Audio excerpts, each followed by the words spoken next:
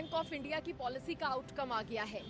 इस बार पॉलिसी में कर्ज महंगा होगा या फिर आरबीआई गवर्नर राहत देंगे, ये सवाल सबके जहन में था और इसका जवाब अब मिल गया है। आरबीआई गवर्नर शक्तिकांत दास ने प्रेस कॉन्फ्रेंस कर लोगों की शंका को दूर कर दिया है। मौद्रिक नीति समिति की 2 दिनों की बैठक के बाद आरबीआई गवर्नर शक्तिकांत दास की प्रेस कॉन्फ्रेंस हुई। आरबीआई की प्रेस कॉन्फ्रेंस में कहा गया कि इस बार एमपीसी की बैठक में रेपो रेट को अपरिवर्तित रखने का फैसला लिया गया है, यानी कि रेपो रेट 6.5% पर ही बनी रहेगी। आरबीआई गवर्नर ने कहा कि एमपीसी के सभी सदस्यों ने ब्याज दरों को स्थिर रखने का समर्थन किया है। दरअसल पिछले 1 साल से लगातार कर्ज महंगा हुआ है। होम लोन का ब्याज 2.5% तक बढ़ चुका है। आम पब्लिक पर ईएमआई का बोझ भी बढ़ा है। ऐसे में लोगों को भी उम्मीद थी कि आरबीआई इस बार उन्हें कुछ राहत दे सकता है। रेपो रेट में बदलाव नहीं, 6.5% ही रहेगी। वित्तीय वर्ष 2023 से 24 में महंगाई दर 4% से अधिक बनी रहेगी। FY 24 में सीपीआई 5.2 से घटकर 5.1% रह सकती है। FY 24 में 6.5% की विकास दर संभव है। इस दौरान तीसरी तिमाही में 6% विकास दर का अनुमान है। FY 24 की पहली तिमाही में रियल जीडीपी ग्रोथ 8% रह सकती है। वहीं चौथी तिमाही में रियल जीडीपी ग्रोथ 5.7% रह सकती है। शहरी और ग्रामीण मांग मजबूत बनी हुई है। आरबीआई गवर्नर ने कहा है कि निवेश में सुधार हुआ है और मॉनसून के भी सामान्य रहने का अनुमान है। आरबीआई गवर्नर ने बताया कि बीते महीनों में आयात घटने से व्यापार घाटे में भी कमी आई है और देश का विदेशी मुद्रा भंडार भी मजबूत हुआ है। दिल्ली के श्रद्धा हत्याकांड जैसा ही एक मामला मुंबई से भी सामने आया है, जहां लिव इन में रह रहे एक कपल में इसी तरह की वारदात जो है वो देखने को मिली। एक व्यक्ति ने अपनी लिव इन पार्टनर की हत्या कर दी और न सिर्फ हत्या कर दी बल्कि उसके टुकड़े टुकड़े कर दिए गए। घटना मीरा रोड इलाके के नया नगर की बताई जा रही है, जहां लिव इन में रहने वाली एक युवती को उसके पार्टनर ने मार डाला। पुलिस ने इस मामले में आरोपी युवक को गिरफ्तार कर लिया है। यहाँ दोनों लिव इन में रह रहे थे। पुलिस का कहना है कि फ्लैट से बदबू आने पर पड़ोसियों ने शिकायत की थी, लेकिन मामले में अभी तक महिला की हत्या करने की वजह सामने नहीं आई है। पुलिस ने बताया कि युवक ने कटर से शव के कई टुकड़े कर दिए थे। पुलिस को आशंका है कि यह हत्या 2 से 3 दिन पहले की गई है। पोस्टमार्टम के लिए शव के टुकड़े भेज दिए गए हैं। पुलिस के मुताबिक इमारत में आसपास के रहने वाले लोगों को एक फ्लैट से काफी बदबू आई, जिसके बाद उन्होंने इसकी जानकारी पुलिस को दी और मौके पर पहुंची पुलिस ने शव के टुकड़ों को अपने कब्जे में लेते हुए आरोपी को गिरफ्तार कर लिया। फिलहाल आरोपी पुलिस गिरफ्त में है, लेकिन जिस बर्बरता के साथ उसने इस वारदात को अंजाम दिया उससे पूरे क्षेत्र में सनसनी फैल गई। अब देखना होगा कि पुलिस की जांच में क्या कुछ सामने आएगा। केंद्र सरकार के द्वारा एमएसपी में की गई बढ़ोतरी को लेकर हरियाणा सरकार के कृषि मंत्री जयप्रकाश दलाल का बयान आया है। उन्होंने प्रधानमंत्री नरेंद्र मोदी का धन्यवाद किया है। खरीफ की फसलों की एमएसपी में की गई बढ़ोतरी पर हरियाणा के कृषि मंत्री जेपी दलाल का बयान सामने आया।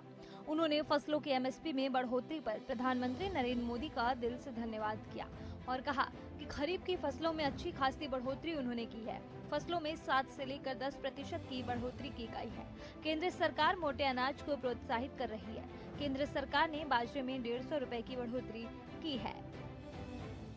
मैं केंद्र सरकार का, हमारे प्रधानमंत्री आदरणीय नरेंद्र मोदी जी का दिल से धन्यवाद करता हूं, किसानों की तरफ से धन्यवाद करता हूं कि उन्होंने जो खरीफ की अगले साल की फसल है उसके भाव बढ़ाए और उन्होंने ये नीति भी बनाई कि फसल बोने से पहले भाव डिक्लेयर कर दी जाए, ताकि किसान को पता हो कि जो बोने जा रहे हैं उसका क्या भाव मिलेगा।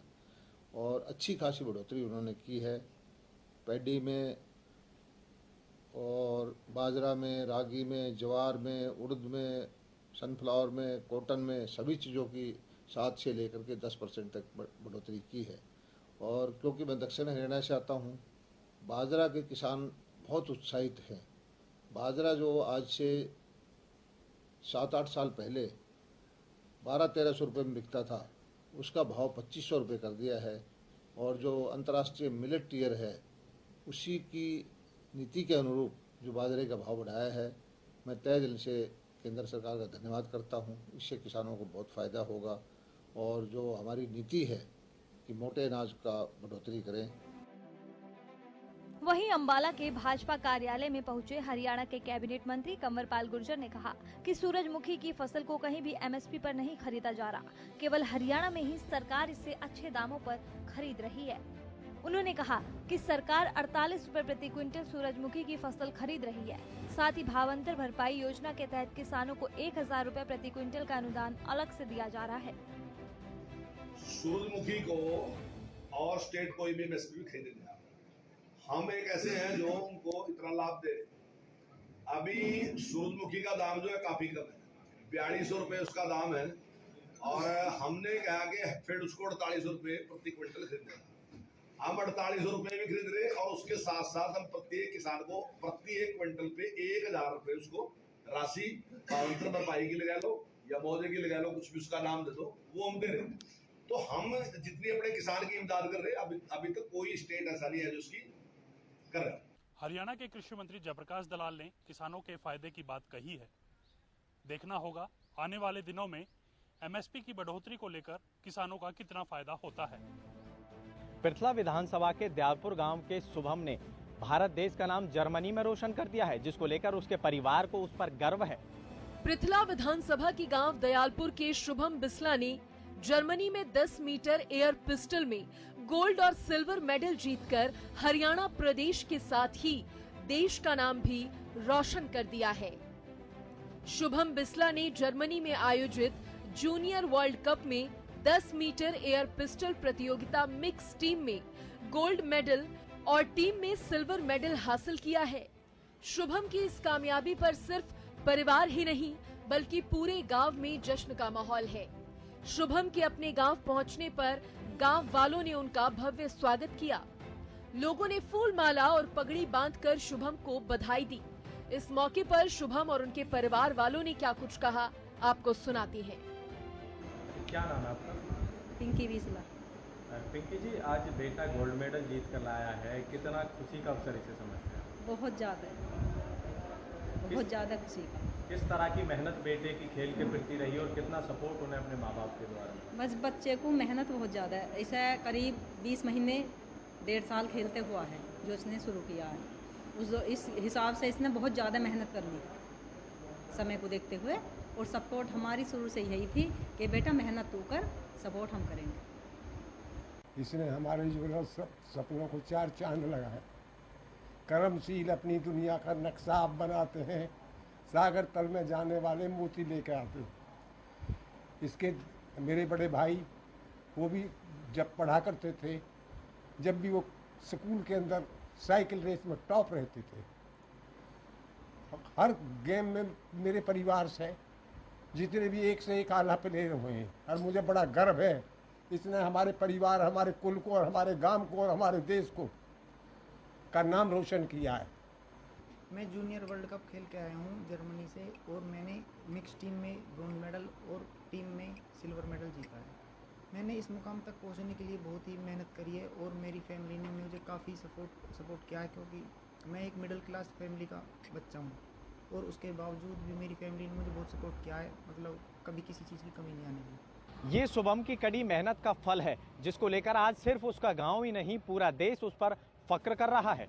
गोहाना उपमंडल में बिजली विभाग का सरकारी विभागों पर 3.5 करोड़ रुपए से भी ज्यादा की राशि का बिल बकाया है। अगर बात करें तो सबसे ज्यादा बिल गोहाना नगर परिषद की तरफ बकाया है। गोहाना उपमंडल में उत्तर हरियाणा बिजली वितरण निगम हरियाणा का सरकारी विभागों पर 3.5 करोड़ रुपए से ज्यादा की राशि बिजली के बिल की बकाया है। वहीं कुल बिजली बिल की 4 करोड़ से अधिक की राशि बकाया है। गोहाना में सबसे ज्यादा बिजली के बिल का बकाया गोहाना नगर परिषद है।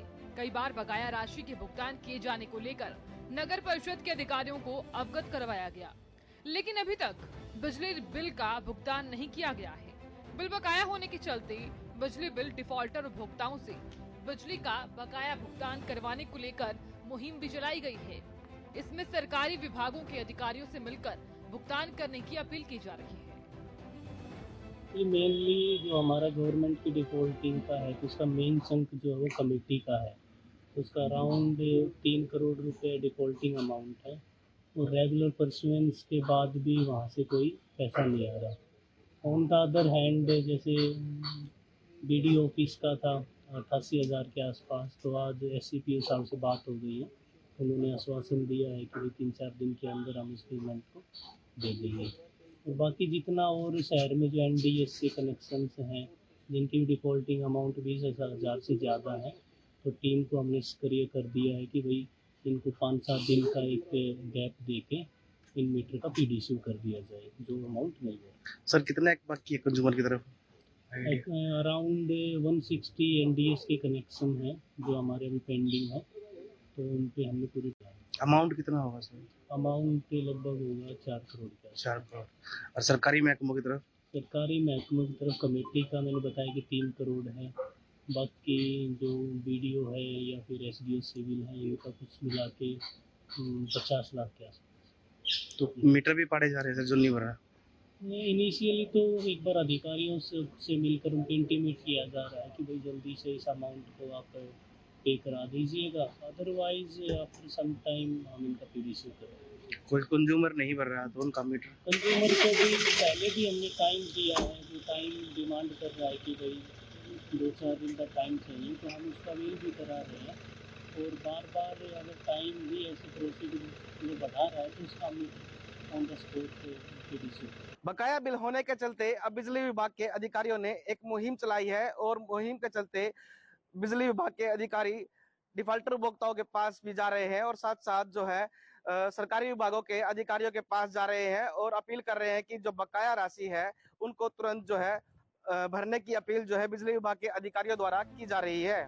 बहादुरगढ़ में बेखौफ बदमाश आम लोगों को फिरौती के लिए धमकी देने से बाज नहीं आ रहे। अब एक मामला सामने आया है जिसमें एक डॉक्टर को फोन करके 50 लाख रुपए की फिरौती मांगी गई है और पैसा ना देने पर उसे जान से मारने की धमकी दी गई है।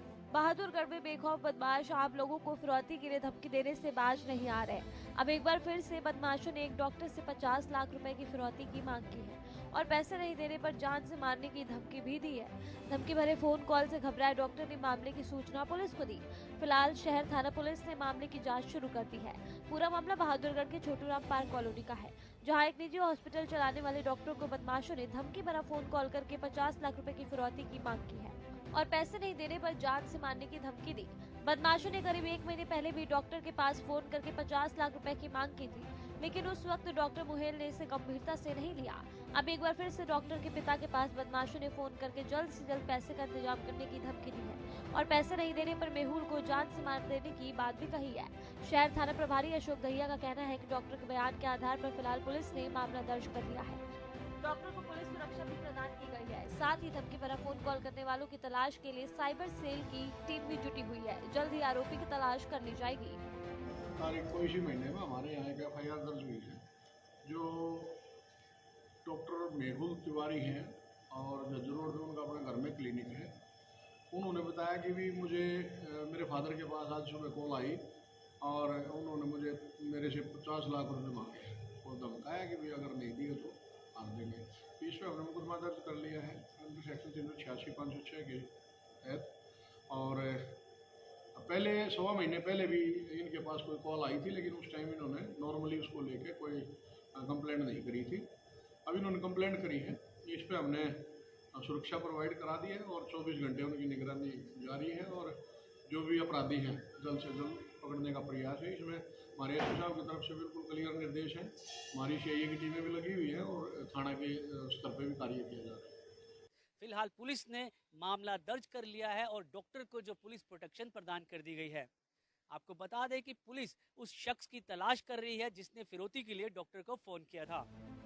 जिला सोनीपत के खरखोदा ब्लॉक में मारुति के शोरूम में भयंकर आग लगी और आग इतनी भयंकर थी कि 3 गाड़ियां जलकर खाक हो गई। खरखोदा के दिल्ली रोड स्थित मारुति शोरूम में अज्ञात कारणों के चलते आग लग गई। शोरूम के अंदर 3 गाड़ियां जलकर खाक हो गई। सूचना मिलते ही दमकल विभाग ने मौके पर पहुंचकर कड़ी मशक्कत के बाद आग पर काबू पाया।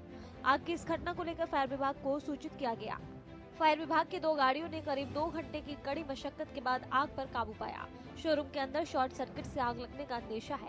वहीं इस घटना में करीबन 70 लाख से 1 करोड़ रुपए के नुकसान का अंदेशा है। इसके बारे में तो यही सूचना मिली थी कि आग जो मेरे को लग रहा है और जो सूचना है उसके हिसाब से तो शॉर्ट सर्किट से लगी है और नुकसान करीबन 90 लाख 1 करोड़ के आसपास का है। क्या कुछ जला है इस आग में? इसमें 3 गाड़ियाँ जली हैं, एक स्विफ्ट VXI CNG है, एक वैगनर VXI है, एक सिलेरियो है।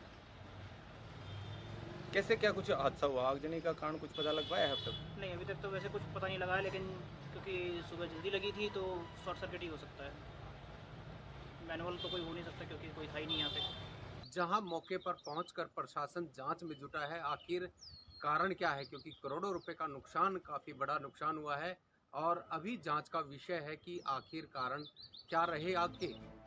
फरीदाबाद की राहुल कॉलोनी में एक पड़ोसी ने ही अपने पड़ोसी को पत्थर मारकर मौत के घाट उतार दिया। पुलिस ने 4 लोगों के खिलाफ हत्या का मुकदमा दर्ज किया है। जो पीड़ित हैं उनका आरोप है कि उसका पति पिछले 1 महीने से लापता है और जो आरोपी है वो उसको 1 महीने पहले अपने साथ लेकर गया था।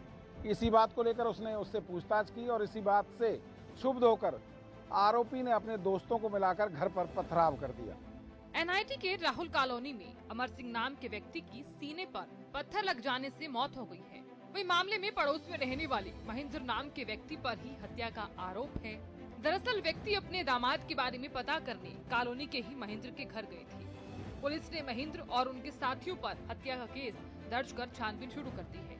बता दें कि महेंद्र ने अमर सिंह पर ईंट पत्थरों से हमला कर दिया। उसके पिता की छाती पर एक पत्थर जा लगा और वह गंभीर रूप से घायल हो गए और गिर गए। हालांकि उनको बादशाह खान नागरिक अस्पताल में भर्ती करवाया गया था, लेकिन इलाज के दौरान उनकी जान चली गई। अब इस मामले में मृतक की बेटी ने बताया है कि उसका पति अमर महेंद्र की दुकान पर काम करता था। पिछले कुछ दिनों से वह गायब भी था और घर में मां की 13वीं भी थी और महेंद्र के घर पर जाकर उसके बारे में पूछताछ की तो गुस्से में उसने पापा को लात घूंसों से मारना शुरू कर दिया। वही मौत के बाद पुलिस ने मामला तो दर्ज कर लिया है, लेकिन पुलिस ने अब तक इसमें कोई कार्रवाई नहीं की है। हमने कल हमारी दादी की 13वीं थी तो हमने पूछा था इनसे कि मेरे घर वाले कहाँ हैं, तू जैसे ले गया वैसे छोड़ जा। महेंद्र से कौन है? महेंद्र यहाँ पे इस घर में रहता है, सामने वाले घर में नहीं, यहाँ सामने वाले घर में रहता है। इससे हमने पूछा लेकिन इसने नहीं बताया, तुरंत हाथ छोड़ दिया। सफाई करी किस गुंडा जी हमें जी हाँ, हमारी बहनों के ऊपर भी हाथ छोड़ा था। फिर ये गुंडे लेकर आ गया, ईंट बरसात करी, ये पत्थर पड़े हैं इतने सारे, कुछ पुलिस चौकी में ले गए उठाकर पत्थर, वही लेकर गए हैं।